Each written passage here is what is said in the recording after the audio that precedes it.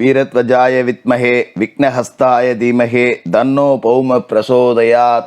நேயர்கள் எல்லாருக்கும் வணக்கம். இந்த வீடியோவில் பூமிகாரகன் பூமாதேவியோட புதல்வன் நவ கிரகங்களில் முக்கியமான கிரகமாக இருக்கக்கூடிய செவ்வாய் பகவானோட வக்ர நிவர்த்தி பலன்கள் அப்படிங்கிறது தான் நம்ம பார்க்க போகிறோம்.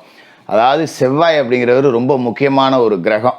சுவர் இருந்தால் தான் சித்திரம் அப்படின்னு சொல்லுவாங்க இல்லையா. செவ்வாய் தான் உடல் ஆரோக்கியத்துக்கே அதிபதி. ஒரு நல்ல தேக ஆரோக்கியம் வேணும் அப்படின்னா செவ்வாய் பலமாக இருக்கணும். அப்படிப்பட்ட செவ்வாய் டிசம்பர் மாதம் 7ஆம் தேதி 2024 கடகராசியில் நீச நிலையில் இருந்து வக்கரமாயிட்டார். அதன் பிறகு பின்னோக்கி பயணமாகி மிதுன ராசிக்கு போனார். இப்போ பிப்ரவரி மாதம் 21ஆம் தேதி, அதாவது மாசிக்கு குரோதி வருடம் மாசி மாதம் 9ஆம் தேதி செவ்வாய் மிதுன ராசியில் வக்ர நிவர்த்தி அப்படிங்கிறத அடைகிறாரு.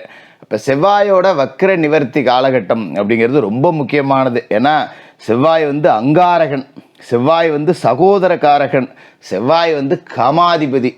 இவ்வளவு அம்சங்களை கொண்ட ஒரு அற்புதமான முக்கியமான கிரகம். பூமாதேவியோட புதல்வன் செவ்வாயோட அந்த நிலை அப்படிங்கிறது வலுவாக இருந்தால் தான் ஒருத்தருக்கு மன நிலம் சொந்த வீடு இது எல்லாமே அமையும்.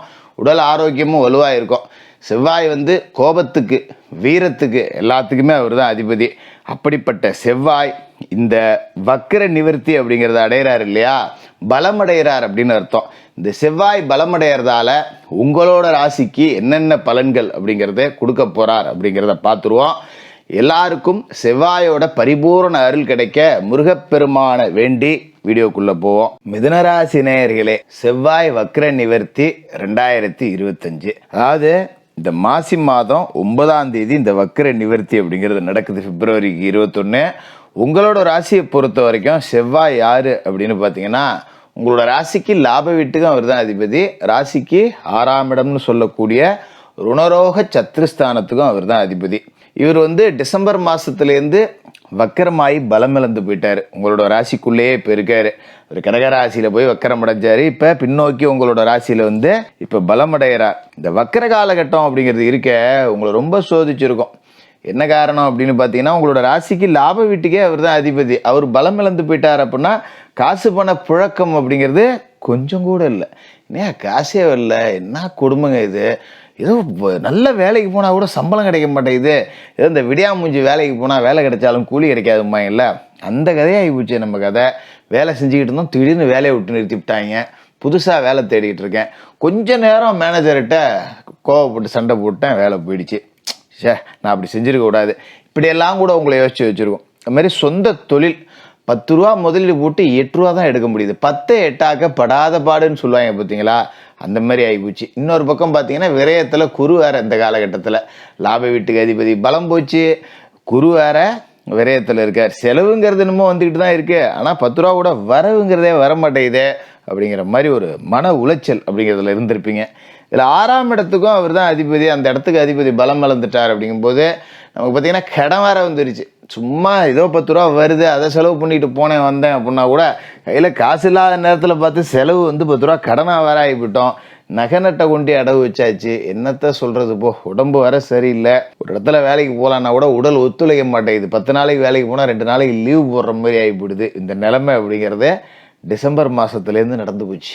என்ன பண்ணுறது அப்படின்னு தெரியாத நேரத்தில் இப்போ உங்களோட சொந்த ராசியிலே செவ்வாய் பலம் அடைகிறார். இது ரொம்ப தேவையான ஒன்று, உங்களுக்கு தேவையான நேரத்தில் கிடச்சிருக்கு. அதுமாரி பார்த்தீங்கன்னா உத்தியோக மாற்றம் அப்படிங்கிறது இந்த காலகட்டத்தில் உறுதியாகும்.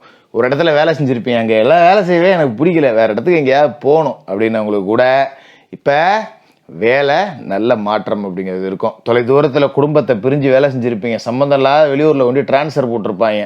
இப்போ சொந்த ஊருக்கு பணிமாறுதல் கேட்கலாம். போய் மேலதிகாரியை பார்த்து உங்களோட கோரிக்கைகளை முன் வச்சிங்கன்னா சொந்த ஊருக்கு டிரான்ஸ்ஃபர் அப்படிங்கிறது கிடைக்கும். ஏதோ வீட்டு சாப்பாட்டை சாப்பிட்டு புள்ள குட்டியோட கண்ணு முன்னாடி பார்த்துக்கிட்டு இருக்கோம், 10 ரூபா சம்பளம் கம்மியாக இருந்தாலும் பரவாயில்ல அப்படிங்கிற மாதிரி சொந்த ஊருக்கு டிரான்ஸ்ஃபர் அப்படிங்கிறது கிடைக்கும். அதுமாரி நான் படித்தது ஒரு வேலைக்கு, ஆனால் செய்யாத ஒரு வேலை, படித்த வேலை கிடைக்கலையேன்னு நினச்சிக்கிட்டு இருந்தவங்களுக்கு கூட மனசுக்கு பிடிச்ச அந்த படிப்புக்கு தகுந்த வேலை அப்படிங்கிறது இதுக்கு மேலே கிடைக்கும். மனசில் ஒரு தெளிவோட முடிவெடுப்பீங்க. எதா இருந்தாலும் பரவாயில்ல, இதை செய்யணும் இதை செய்ய வேணாம் அப்படிங்கிறதுல ரொம்ப தெளிவாகிடுவீங்க.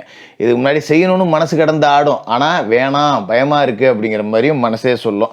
ஒரு குழப்பம், எதை ஒன்று எடுத்துக்கிட்டாலும் ஆற்றுல ஒரு கால் சேத்துல ஒரு கால் அப்படிங்கிற மாதிரி அந்த குழப்பம் இதுக்கு மேலே இருக்காது. நீங்கள் கவலைப்பட வேண்டியதில்லை, தெளிவான முடிவு எடுப்பீங்க. அதுமாரி சில பேர் வாடகை கட்டடத்தில் ஒரு தொழில் செஞ்சுக்கிட்டு இருந்திருப்பீங்க. ஒரு கடை ஒன்று வாடகைக்கு வச்சுருக்கேன், போயிட்டுருக்கேன், வந்துட்டுருக்கேன்னு. இப்போ அதை சொந்த கட்டிடமாக மாற்றலாம். வாடகைக்கு இருக்கிற இடத்தையே விலைக்கு கேட்டால் கூட கிடைக்கக்கூடிய வாய்ப்பு அப்படிங்கிறது இருக்குது. இதுமாரி சொந்த இடத்துக்கு தொழிலையும் மாற்றுவீங்க. இதுமாரி சில பேர் கடந்த காலகட்டத்தில் பரம்பரையாக இருந்த சொத்தை விற்றுவிட்டேன்யா, பூர்வீக வீட்டை ஒன்று விற்றுவிட்டேன், பூர்வீக நிலத்தை ஒன்று விற்றுவிட்டேன், அப்படியே இருந்தது அப்படிங்கிறவங்க இப்போ புதுசாக இந்த இடத்துக்கு இடம் வாங்கி போடலாம். கவலைப்பட வேண்டியதில்லை.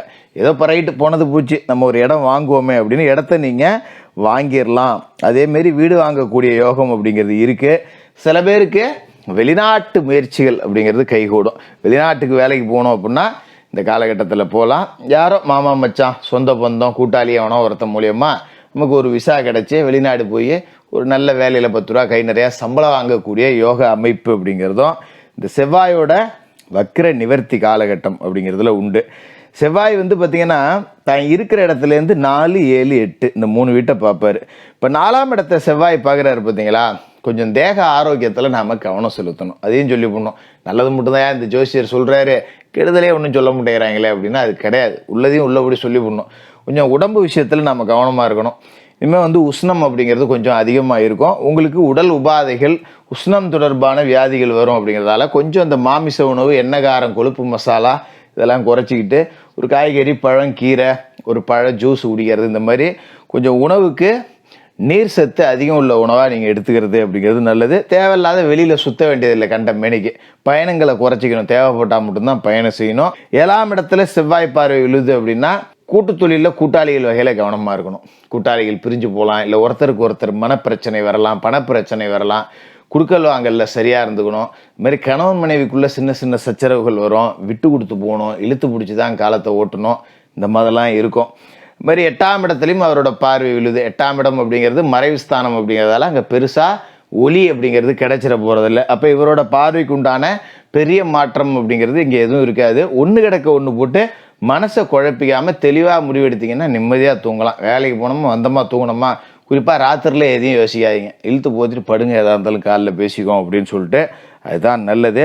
இதே காலகட்டத்தில் பார்த்திங்கன்னா குரு சுக்கிரன் பரிவர்த்தனை யோகம் இருக்குது. குரு ரிஷபத்தில் இருக்கார், சுக்கிரன் மீனத்தில் இருக்கார். ஒருத்தருக்கு ஒருத்தர் வீடு மாற்றி கொடுத்துக்கிட்டாங்க. ராசிக்கு 7க்கும் 10 இடத்துக்கும் அதிபதியாக இருக்கக்கூடிய குரு பகை கிரகமான சுக்கிரனோட பரிவர்த்தனை யோகம் கொண்டிருக்கார். அப்படிங்கும்போது அடகு வச்ச நகைகளை மீட்கலாம், விருப்ப ஓய்வில் போய் புதுசாக தொழில் தொடங்கலாமான்னு தோணும். இந்த மாதிரியான அமைப்புகள் எல்லாமே உங்களுக்கு நிறையா வரும். இந்த செவ்வாயோட வக்ர நிவர்த்தி காலகட்டம் அப்படிங்கிறது உங்களோட லாப வீட்டுக்கு அதிபதியான செவ்வாயே பலமடைகிறார். அப்படிங்கும்போது லாபம் இரட்டிப்பாக வரும். ஒரு சம்பள உயர்வு, ஒரு ஊதிய உயர்வு கிடைக்கக்கூடிய அமைப்பு, தொழில் ரீதியாக 10 ரூபா சம்பாதிச்சவங்க 20 ரூபாயா சம்பாதிக்கக்கூடிய அமைப்பு, இது எல்லாமே இதுக்கு மேலே இருக்கும். இந்த காலகட்டத்தை சரியாக பயன்படுத்திக்கிட்டிங்கன்னா சொந்த வீடு மனை வாங்கக்கூடிய யோகம் கூட இருக்குது. மிதுன ராசிக்காரர்களுக்கு வாழ்த்துக்கள்.